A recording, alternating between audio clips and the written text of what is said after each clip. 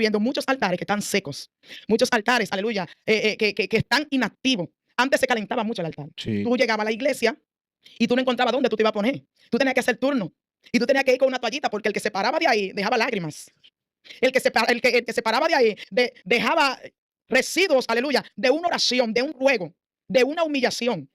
Ahora se ha perdido llegar al altar. Dios mío. ¿Y cómo esta generación puede volver a lo que era antes, Abigail?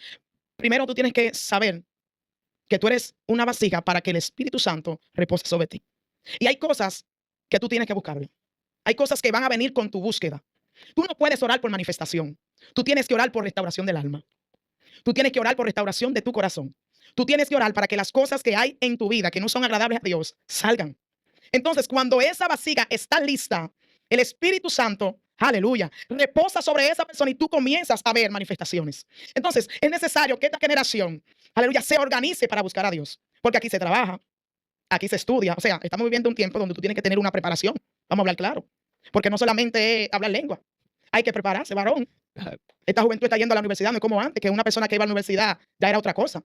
De ahí, o sea, tú tienes que organizarte, tú tienes que priorizar a Dios sobre todas las cosas. Y si hay algo que a mí me ha funcionado, es que priorizar a Dios, mire hermano, buscar a Dios, poner a Dios en el primer lugar, es el ángulo, es la clave para que tú puedas ver cosas maravillosas en tu vida, no solamente en tu vida secular, espiritual y financiera. Dios mío. Entonces, Hello. Abigail, te convertiste, estuviste en tu adolescencia, tu tiempo en la iglesia. ¿Cuál fue la manifestación que más llamó tu atención? La manifestación que más llamó mi atención, porque yo era de las jóvenes que siempre andaba con las viejitas.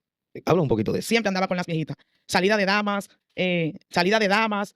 silicio, porque antes se iba mucho a los hogares. Yo sé que hay muchas personas que todavía están experimentando eso. Y yo recuerdo una vez en un silicio, estábamos todas acostadas, estábamos descansando de un tiempo de oración fuerte. Y pudimos escuchar, yo pude escuchar, y las demás que estaban ahí, un estruendo que entró en la casa de Dios tan poderosa como el rugido de un león. Dios mío. Y todo el que estaba en aquel lugar tembló. Literalmente yo sentí que todos los cimientos de la iglesia temblaron. Y yo escuché, yo era una muchachita, ese estruendo que yo no lo puedo describir.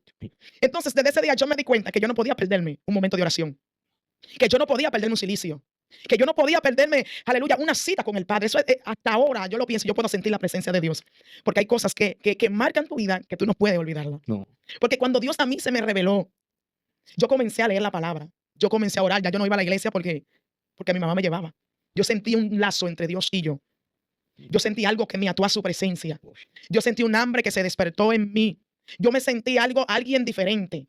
Y a partir de ese momento yo comprendí que los planes que Dios tenía conmigo no eran cualquier cosa. Y fíjate que cometí muchos errores. Todas las etapas de la juventud, de la adolescencia, la quemé en la iglesia. Todas las etapas, adolescencia, como cualquier adolescente, que le gustaba un muchachito, que el otro, que la otra cosa, que fulano, que todas las etapas, pero dentro del evangelio. Porque ahora mismo, a veces queremos cuestionar cómo se maneja un adolescente. No, no se va a manejar igual que un adulto. No, imposible. No se va a manejar igual que alguien que tiene madurez. Y te puedo decir a boca llena que la poca madurez que tengo fue a base de muchos palos, de mucha corrección, que es lo que esta generación no quiere. ¿No crees la corrección? No quiere corrección. Si no hay corrección, no va a haber madurez. La corrección te empuja, Dios mío, la corrección te pule, la corrección te alinea. Antes yo no comprendía algunas cosas, pero ahora la comprendo porque de niño pensaba como niña. Mas ahora entiendo el porqué de las cosas. Entonces, la generación de este tiempo lo que necesita, oración, pero corrección. ¿Tú sabes algo? Hay gente que está orando mucho, pero no tiene carácter. Puede durar 40 días de ayuno y oración y sale y es el mismo cristiano. Aleluya. Tiene las mismas malas costumbres. Porque las malas costumbres ni se ungen, ni se llevan al monte, se alinean a través de la corrección. Y hay gente, aleluya, que cree que a través, aleluya tu nombre, de muchas prédicas, a través de mucho monte, va a corregir sus cosas internas. Usted tiene que sentarse y ser alineado con la corrección, confrontado con la palabra, para que usted pueda ver resultado. Aleluya. Si tú oras mucho y no tiene carácter, lo que tú haces con la mano lo desbarata con los pies. Porque el carácter es crucial para este tiempo. El hombre de Dios, la mujer de Dios, tiene que tener manejo y conducta como cristiano. Aleluya. Entonces, a través de la corrección, es que tú puedes tener una línea. A través, aleluya, de cómo tu líder que vio el error en ti te confronta para que tú mañana seas una mejor persona. Pero a la gente de ahora no le gusta recibir la confrontación y la corrección. Mejor se van de la iglesia. Mejor se van de la iglesia porque las correcciones duelen al momento. Y los pastores de años atrás, 15 años atrás, tenían la mano fuerte. Le decían la verdad. No, pero antes habían a mí fue con mano dura. Habla un poco de eso. A mí me dieron con mano dura, pero yo le doy muchas gracias a los pastores que a mí me pastorearon, que me pusieron esa salvación, que me pusieron 2 y 3 disciplinas. De verdad, yo se lo agradezco. Ahora se lo agradezco, porque ahora entiendo el fin de eso. Tú sabes que hay ministerios que como son fuertes, de la misma manera tú tienes que ser. Y yo en una ocasión cuando era jovencita, yo le decía al Señor, Señor, pero nada más a mí. Yo siento que todo conmigo. Yo siento que el celo nada más conmigo. Yo siento que nada más a mí, pero entendí realmente que Dios tenía un propósito. Y no fue que nadie se cogió contigo. Es que están viendo algo especial de Dios en ti. Necesitan alinearlo porque tú eres un diamante en bruto. Y el diamante en bruto necesita ser lijado, quebrado, alineado para que pueda brillar en el mañana. Wow. Y lo que yo estoy viviendo ahora mismo es producto de una corrección que me dolió, pero al final tuvo un resultado. Y esta generación tiene que aprender a ser corregido. Abigail, Tiene que aprender a escuchar.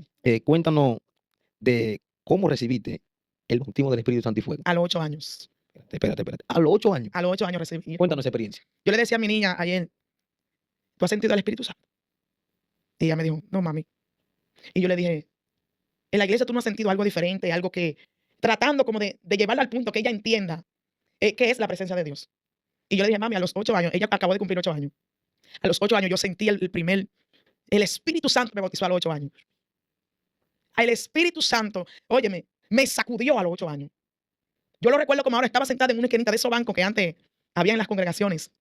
Y yo siempre andaba agarrándome el pelo, así, agarrándome el pelo. El que sabe de mí va a saber el otro punto. Y siempre estaba ahí agarrándome el pelo. Un día se manifestó el Espíritu. El Espíritu Santo siempre busca donde reposar. Y cuando se manifestó el Espíritu, cuando yo vine a abrir los ojos, yo estaba danzando y estaba hablando un lenguaje diferente. Y teniendo 8 años, yo caminé la iglesia completa hablando lenguas. Yo no entendía lo que sucedía en mí. Es que verdaderamente hay una marca. Por eso yo entiendo que desde el vientre de mi madre, Dios me santificó, me dio las naciones como mujer de Dios para este tiempo. Wow. A los 8 años, el Espíritu Santo me selló con su Santo Espíritu. Y no fue de que despacio, fue que comencé a hablar lenguas. A los 10 años comencé a interpretar las primeras lenguas. Se necesita una generación, aleluya, que viva con Dios, que se acerque a Dios. Se necesita una generación de padres que bloqueen la tablet. Se necesita una generación de padres, aleluya, que bloqueen un poco la vaca Lola, que antes no se veía, y un sinnúmero de programas que tienen la niñez entretenida. Hay un tal Roblo por ahí. Dios mío. A su nombre sea la gloria. Entonces, la niñez, aleluya, es un asiento para que el Espíritu Santo repose. Y es algo que va a marcar la historia de un niño. Mi madre me levantaba a las 3 de la mañana a orar. Y hasta que el Espíritu Santo no bajara, ahí nadie se podía acostar. Yo siempre tenía un hermano, ustedes saben que hay uno que siempre está como medio batalla. Éramos 4, somos 4. Sí. Y ese hermano mío, él siempre veía algo, porque mi mamá decía, hasta que nadie tenga una visión aquí, nadie se acuesta. Y él siempre veía una luz, pero era para acostarse. Ve una luz. Y en esos momentos de cadenas, de oración, teniendo 8, 9 y 10 años, uno atrás de otro, ayunando hasta las 12. Usted dirá, pero eso es abuso infantil. Eso es línea. Eso es provocando que un niño tenga relación con Dios. Cuando no había útiles escolares, mami, no hay útiles escolares. Necesito que vaya a la oración de altar que se hace todos los domingos y se lo pidas a Dios. Y como yo veía que mi mamá no tenía dinero para los útiles escolares, yo pasaba a la oración de altar y le decía, Señor, no tengo mascota. Señor, no tengo mochila. Y usted lo ve simple. Pero es una relación con el Espíritu Santo. Es una relación con el Padre. Y cuando el Espíritu Santo me agarró a los 8 años y años después comencé a entender lenguas. Lenguas que a veces no la decía porque me atemorizaba, porque mi edad me daba miedo. Yo decía, entendí la lengua que dijo el pastor. Entendí la lengua que dijo el evangelista. Pero yo podía interpretar mensajes, memorandos, ultimátum que Dios daba a la iglesia. Mi alma te adora. Y había personas que hablaban lengua, aleluya, y Dios reprendía. Dios reprendía al pueblo. Porque ahora creen como que todas las lenguas son de bendiciones. Hay lenguas que den mensajes de reprensión y de juicio. Y la gente tiene que entender que el lenguaje del cielo, aleluya, no trae una venda. El lenguaje del cielo viene claro. Y hay mucha gente que está siendo engañada porque le encanta que le pasen la mano. Y la llaga no se va a curar con una venda. Se va a curar, aleluya. ¿Tú sabes cómo? Desbridándola. Aleluya. En el buen dominicano, poniéndola en claro. Echándole el medicamento que necesita y después vendarla. Entonces, Dios en este tiempo necesita que esta generación abra sus oídos a la corrección. Abra sus oídos a la voz del cielo. Hay gente que le apoya ellos mismos. Han provocado sordera espiritual y Dios lo ha soltado. Porque no siempre el Espíritu de Dios va a contender con el hombre. A ti te conviene escuchar la voz de Dios. Yo no sé si tú eres como yo, pero yo me muero si yo siento que no siento una candelita. Yo me muero cuando siento que Dios no me habla. La palabra está ahí, pero mira, tú tienes algo y es de forma individual. Tú sabes cómo Dios a ti te habla. Y no de la misma manera que Dios me habla a mí. Tú sabes, tú dices, wow, Dios me está hablando. Dios me está ministrando. Y hay gente que ha perdido ese lazo con el Espíritu Santo. Dios mío. A los 8 años sentí la llenura del Espíritu Santo. Antes de que fuera bautizada en las aguas, ya el Espíritu Santo me había bautizado. Otro punto, Abigail, para que siga. Hay que Sé que la generación pasada, el anhelo de ellos era hablar lengua, profetizar, sentir el fuego. Pero, ¿qué ha pasado con esta generación? Que No. ya mamá lo vio la fama antes de Sí. recibir el bautismo. El anhelo ahora es, llegué hoy, pastor, ya yo estoy listo para bautizarme, tengo 2 meses. El bautismo bíblicamente no tiene tiempo. Pero la intención de que lo lleven a las aguas, ¿para qué usted cree que es? Para tomar una oportunidad. Porque se ha tergiversado la información de que el crecimiento es estar en el púlpito. Crecimiento no es tener una oportunidad. Crecimiento es madurez espiritual. Crecimiento es tu resistir a las tentaciones. Crecimiento es tú decirle, no voy a pecar como hizo José. Y hay gente que está amando más el bautismo en agua más que el bautismo del Espíritu Santo. Porque acuérdate que el bautismo en agua es como una representación. Mm. Una representación, pero el bautismo en espíritu es diferente. Porque viene a rasgarte el alma y viene a circuncidar tu espíritu. Entonces, esta generación lo que quiere es púlpito.